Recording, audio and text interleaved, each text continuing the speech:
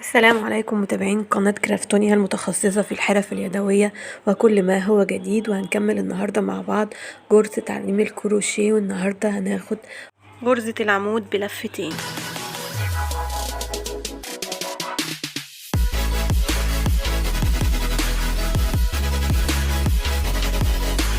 غرزة العمود بلفتين رمزها حرف التي وفي شرطتين، واسمها في الإنجليزية تريبل كروشيه واختصارها تي ار، وده شكلها في الباترون المرسوم حرف التي وفي شرطتين.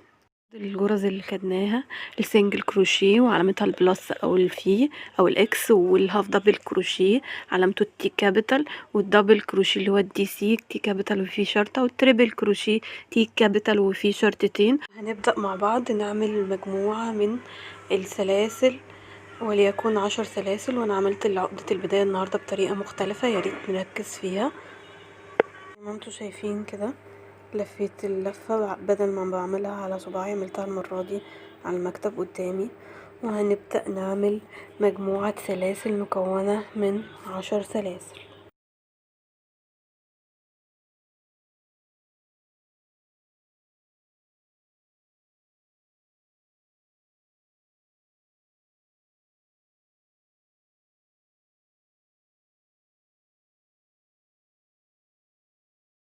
وبكده أكون خلصت مجموعة السلاسل مكونة من 10 سلاسل. نعدهم معانا هنلاقيهم 10 سلاسل. تمام. بعد كده هنيجي نعمل ارتفاع غرزة العمود بلفتين.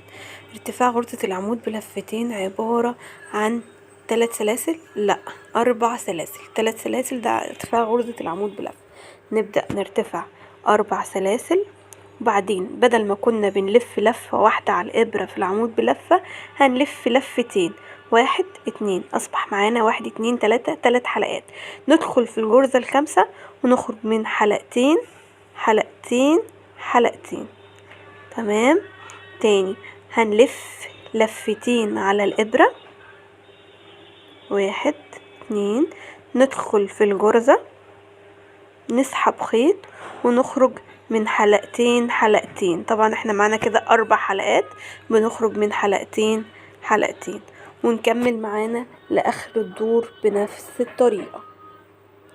ندخل ناخد لفتين على الإبرة، ندخل في الغرزة نسحب نخرج حلقتين حلقتين حلقتين، بنخرج منها 3 مرات، ولذلك هي اسمها غرزة البريد الثلاثية. تمام. كمان ناخد لفتين على الإبرة، ندخل في الغرزة نسحب خيط، معانا 4 لفات، نخرج من حلقتين حلقتين حلقتين.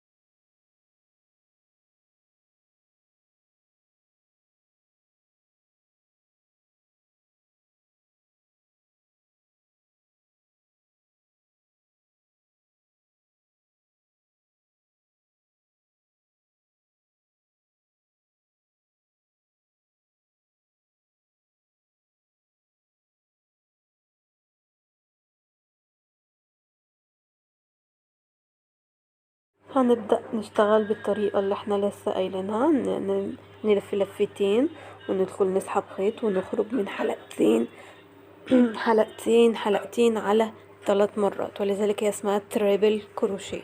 تمام. ناخد لفتين ندخل في الغرزة نسحب خيط، أصبح معانا 3 لفات أو 3 حلقات، نخرج من حلقتين حلقتين حلقتين ونكمل لغاية آخر الدور. وبكده نكون وصلنا للغرزة اللي قبل الأخيرة. تمام. بنشتغلها زي ما انتوا شايفين برضو، بنسحب خيط ونخرج من حلقتين حلقتين حلقتين على 3 مرات.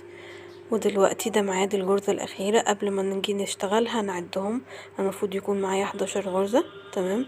لأن أنا بادئة ب11 مش ب10، فنيجي نشتغل في اخر غرزة، ناخد بالنا منشتغلش في عقدة البداية. دي اول غرزة احنا اشتغلناها، اول غرزة سلسلة، فهنشتغل فيها اخر غرزة، نلف لفتين على الابرة، ندخل في الغرزة الاخيرة، نسحب خيط، نخرج من 2 حلقتين حلقتين حلقتين على 3 مرات. نيجي نبص على عقدة البداية، هل في مكان ندخل؟ في مكان ندخل، بس دي عقدة البداية ما بندخلش فيها. تمام. نيجي اصبح عشان نخلص، بالتأكيد مش هندخل في الغرزة دي، عشان نطلع للدور اللي بعده هنرتفع 4 سلاسل زي ما انتوا شايفين كده، وبعدين هنقوم نلف الشغل. وانا اول عمود بلفتين ده ما بشتغلش فيه، دي الغرزة الخامسة المفروض بنشتغل فيها، في بعض الباترونات بتشتغل فيها وبعضها لا، فانا بحبذ اللي هي ما نشتغلش فيها، وبرضو حسب ما الباترون يقول.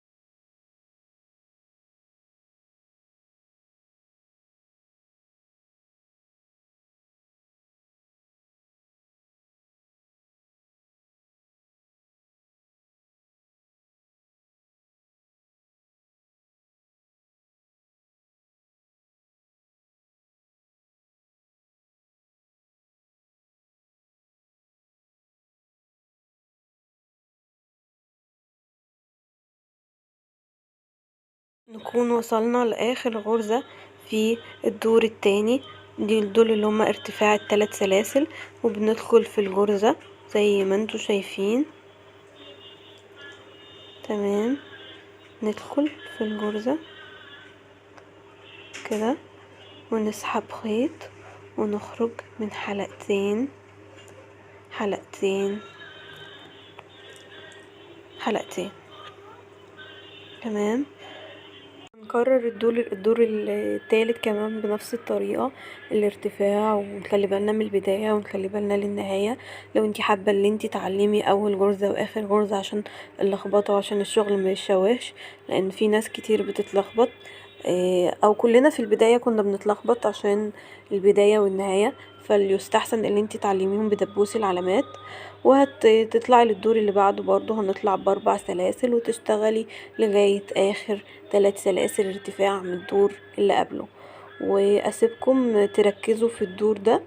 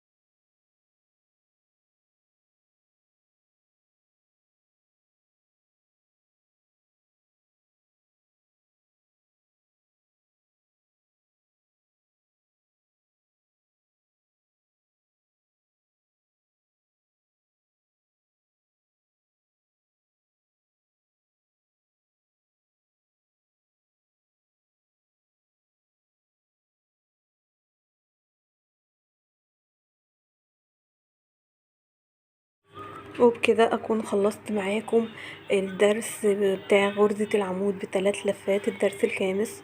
ونبدأ نسحب خيط اما بنيجي نقفل الشغل، ونقص معانا طرف الخيط، ونشطب الشغل بطريقة الإبرة الكروشيه أو بطريقة الإبرة التنظيف العادية. دي طبعا هيبقى لها حلقة لوحدها. بس بذلك أكون أنا خلصت كده الدرس ده. وأتمنى لو استفدتم أو الدرس عجبكم ياريت تعملوا سبسكرايب للقناة ولايك للفيديو. وأتمنى ده طبعا اتمنى لو الفيديو عجبكم تاني متنسوش تعملوا سبسكرايب ولايك للقناة. وسعيدة جدا ان انتوا فضلتوا معايا لاخر الفيديو، والسلام عليكم ورحمة الله وبركاته.